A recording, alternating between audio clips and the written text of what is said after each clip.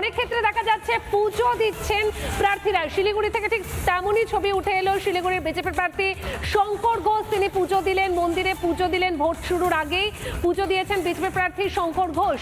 অভিক, একেবারে শঙ্কর ঘোষ শিলিগুড়ির বিজেপি প্রার্থী 2021-এ জয়লাভের পর 2026-এ আবারও প্রার্থী হয়েছেন।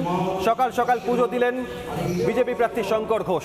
আর এই প্রথম 2026-এ বহু দশক পর বাংলায় 2 দফায় ভোট, 1 দফায় 152 আসনে ভোট।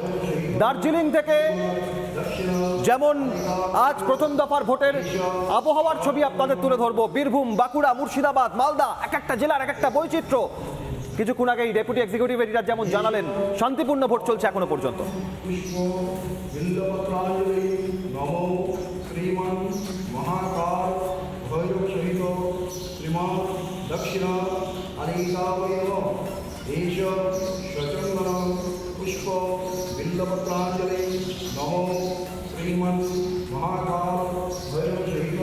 একদমই আমরা দেখাচ্ছি অভিক সেই ছবি। গৌতম দেব পুজো দিলেন, শঙ্কর ঘোষ পুজো দিলেন, আর অন্যদিকে তারাপীঠে পুজো ধ্রুব সাহার।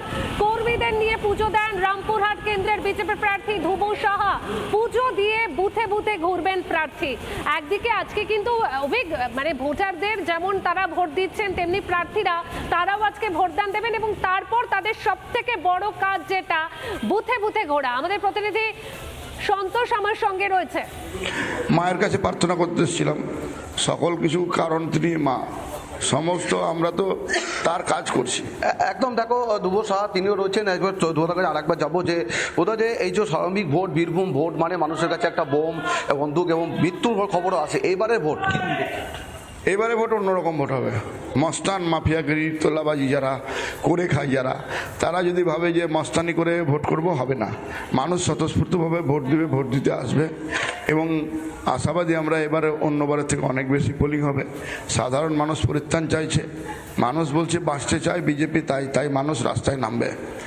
বীরভূমের মানুষ তৃণমূল মুক্ত বীরভূম করবে, পশ্চিমবাংলায় বিজেপি সরকার হবে। বলছি ঢাক কি এবার মন্দিরে বাজছে না ঢাক ফেটে গেছে?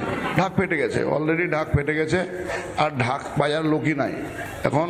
যা হবে কালীরামের ঢোলও ফাটবে, ঢাকও ফাটবে।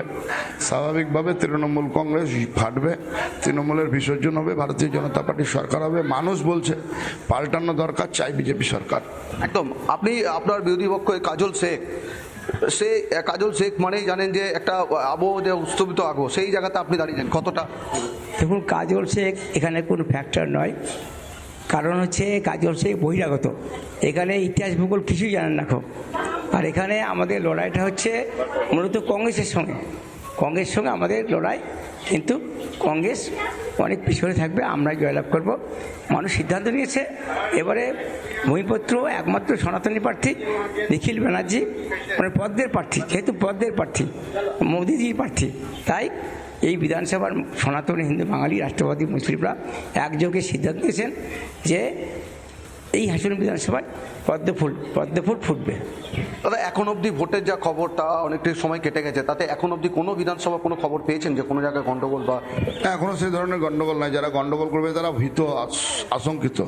একেবারে রাতে তাদের ঘুম হয়নি। তুলে ধরছিলেন ছবি। এবং এই তারাপীঠ মন্দির রামপুরহাট বিধানসভা কেন্দ্রের অন্তর্গত এলাকায় সেখানে ধ্রুব সাহা পুজো দিলেন। অন্যদিকে আমরা নানা ধরনের কন্টেন্ট দেখার জন্য লাইক করুন, শেয়ার করুন আমাদের ফেসবুক পেজ, সাবস্ক্রাইব করুন আমাদের ইউটিউব চ্যানেল।